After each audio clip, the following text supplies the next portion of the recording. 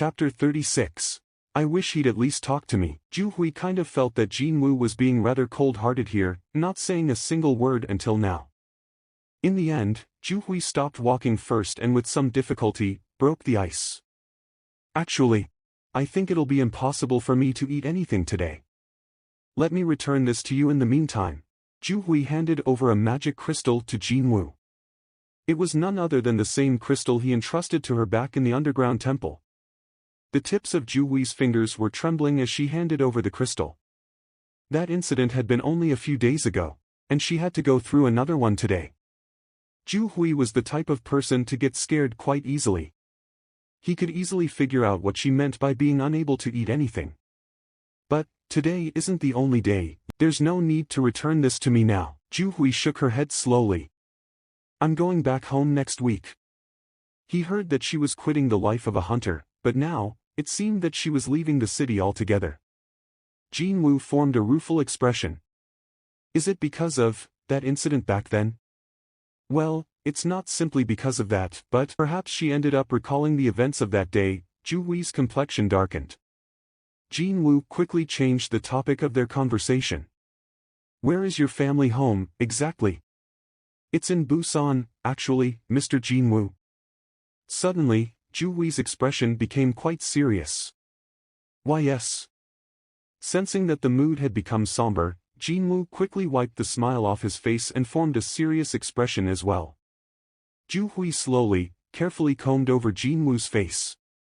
Back then, when everyone else was trembling from despair, only Jin Woo's eyes burned fiercely with a strong resolve. Ju Hui was nearest to him, so she got to see those eyes. It was like they were shouting out to the rest of the world so they can hear his will to survive. And the faint traces of hope those eyes captured managed to save not only her, but many others as well, from that place multiple times. No one could imitate what he pulled off back there. Thump, thump. When she recalled the events of that day, her heart began beating faster and faster. No, I can't. She had no regrets over quitting the life of a hunter, since it didn't even suit her personality, to begin with. However, she couldn't help but feel really bad after realizing that it'd be tough to meet Jin Woo ever again. Will he think of me as a weird person, if I ask him about meeting each other again? It was rather unfortunate, but there were some things in this world that she couldn't really do anything about. Having any regrets over such matters would only end up tormenting her. In the end, Ju Hui simply formed a disarming smile and lightly shook her head. Nah, it's nothing, really. If you come down to Busan one day, please give me a call. I'll buy you really good sushi. Sounds good. When Jin Woo formed a smile, Ju Hui smiled back at him. And so, Ju Hui didn't get to say the words she truly wanted to say. She simply performed a short goodbye and turned around to leave. The way back home never felt this long to her before. After sending Ju Hui home, Jin Woo also returned to his place. An old, decrepit apartment building, visible even from a distance. His place was on the 8th floor. TL, 9th floor for all of you North American readers. As he walked past the parked cars to enter the building itself, the voice of an old man stopped him in his tracks. Young man from 902. It was coming from the old security guard at Jussi. He'd been around this place for a very long time. Jin Woo was familiar with the older man, so he greeted without hesitation. You haven't gone home yet, Jussi? I'm on the night watch duty today. Jin Woo lightly nodded his head. The old security guard immediately brought out a parcel from the guard post. Jin Woo, this came for you today. Thank you so much. The sender written on the slip was the association. Oh, so it was today, eh? The day that his replacement phone from the association was supposed to arrive, that was. Jin Woo took out his brand new phone from the box. It glittered softly under the light. He remembered hearing not too long ago that, due to the continued extreme level of interest towards everything related to hunters, the number of non-awakened people trying to get their hands on one of these phones was on the explosive rise. Never mind those who wish to buy one, just what are those idiot hunters thinking, trying to pilfer a few and selling them off? The old saying went that it's not the country that lacked money, but that there were way too many crooks, instead. Whether it was inside the association or in the military, or any place where people gathered in some numbers, corruption would always cause problems. Because of corruption, money would leak out, and the promised financial support would decrease as much as the amount of leaked money, which would make the overall situation even worse.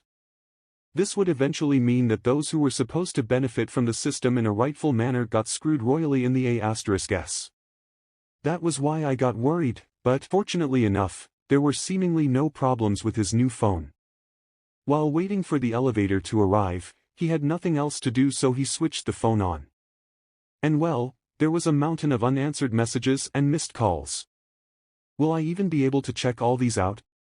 Funnily enough, 2 numbers kept popping up as he took a look at the screen. Both of them seemed unfamiliar to him. One called him a lot, while the other sent a ton of text messages. But, I don't know anybody who might call me this many times, though.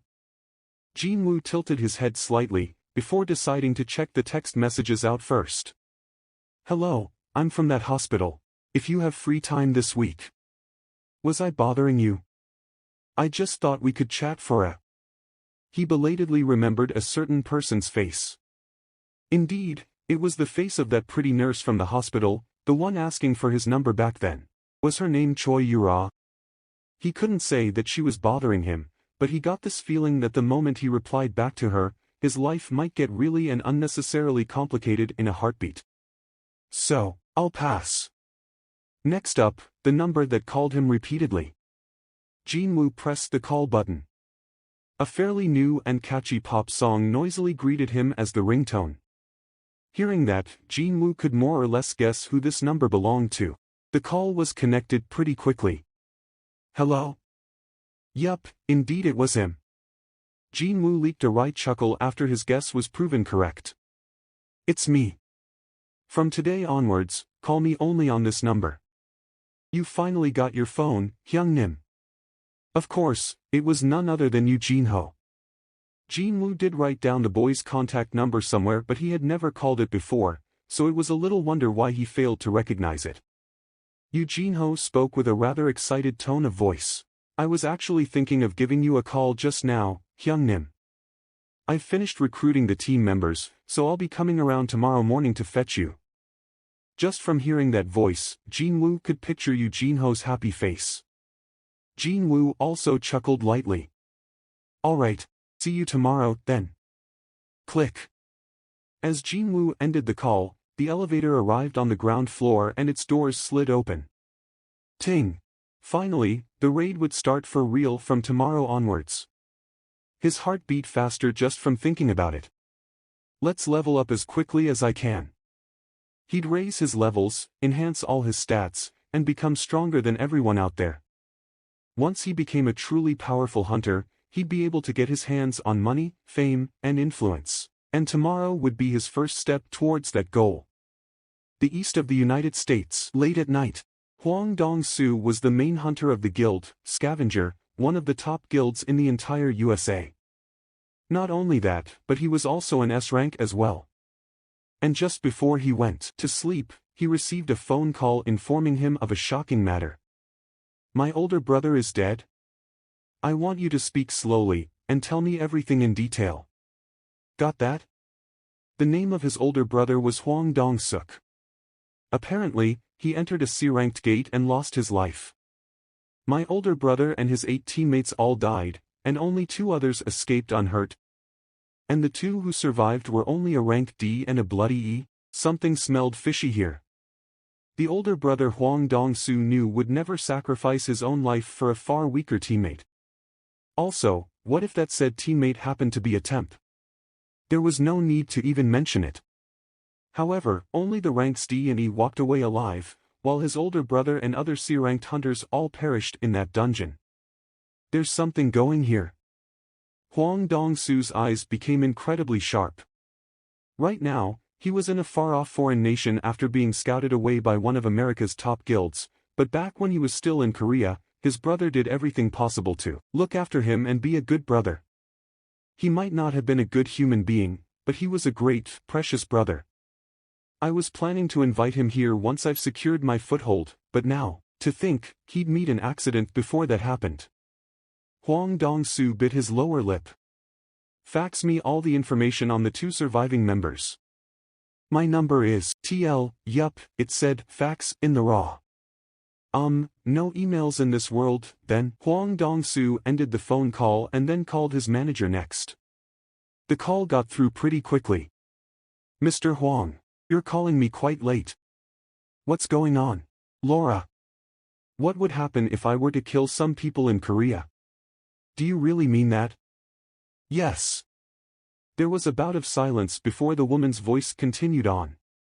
The states have yet to sign an agreement to exchange hunter criminals with South Korea. Mr. Huang, you are now an American citizen, so you'll get a hearing in a U.S. court instead. If we have a chat with the relevant government officials, then your overall sentence should be pretty light. Good to hear that. Looks like I'll have to make a trip to Korea for a while. Something happened there. Can you clear up my schedule for a bit? However, Mr. Huang, if you leave so suddenly like this, the operations in the guild will grind to a halt. Can you inform me of the nature of this something? It's a personal matter. Of course, I'm not going to harm the guild in any shape or form. Tell me just how far my schedule's been booked for. You're fully booked out for the next 2 months. 2 months, is it? Fine. After that, I will need some free time, so don't schedule anything. I don't need a long time either. Just 2 weeks. I'll only need 2 weeks to pop in and out of Korea. Understood. What should I tell the upper management? Tell them, I'm going to my brother's funeral. Also, going on a trip to cheer myself up, as well. Okay. Will do. By the way, Mr. Huang. If there is anything I can assist you with, click. Huang Dongsu abruptly ended the call. Didn't matter whether it was some cheering up or an advice. He was not in the mood to hear either of those at the moment. Or dash. It was then, the fax had arrived. Huang Dongsu took a look at the documents arriving one by one. On the white pages, photos of 2 hunters, their names, and their brief bio could be seen. The rank D hunter, Yu Jinho, and a rank E, Song Jinwoo. Huang Dongsu alternated his gaze on the 2 men's photos and gritted his teeth in determination. I'm sure I'll get some answers from either one if I asked them personally. And, if he found anything even remotely suspicious, then you will regret coming out of that place alive. I'll make sure of it. The edges of Huang Dongsu's eyes reddened slightly. Part 6. Strange Raids. Next morning, Jinwoo went downstairs after receiving the phone call, only to find a huge van parked outside. Even before he could say, "Who the hell do you think you are to block someone else's exit?" the driver's window rolled down automatically. And the brightly smiling face peeking out from behind belonged to Yu Jinho. Hyung Nim, get in. Yu Jinho stuck his hand out the open window and slapped the side of the van. Since the kid was excitedly declaring his intentions to come and fetch him last night, Jinwoo half expected to see a Benz or something, but, no matter how much he looked, it was a normal-looking passenger van. Sure, it was on the biggyish side, but still. Didn't you say you're the second born of a chaebol? I thought it'd be too eye-catching if we used my car.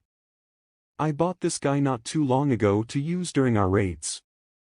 Only now did Jinwoo understand the reason for all this shininess coming from the van itself. It's brand spanking new, that's why. From his sincerity, as seen from the boy arriving at Jinwoo's place the first thing in the morning, to his cautiousness as seen from the kid purchasing a new van just to avoid being too conspicuous, Jinho was doing his best to make sure that everything was going smoothly. It also demonstrated that his hopes and expectations riding on these upcoming raids were absolutely huge. Yu Jinho misunderstood the reason why Jinwoo was taking his time to check out the new van, and worriedly asked, "By any chance, don't you like this type of vehicle, Hyungnim?" "Not at all," Jinwoo declared as so and climbed into the front passenger seat. "Okay, we're off now, Hyungnim." Yu Jinho must have been feeling really excited because he kept humming to himself while twirling the steering wheel this way and that. They drove for a while, before coming to a stop in an empty lot. Screech. Hyungnim, we've arrived. There were 8 people waiting for the duo in this meeting place.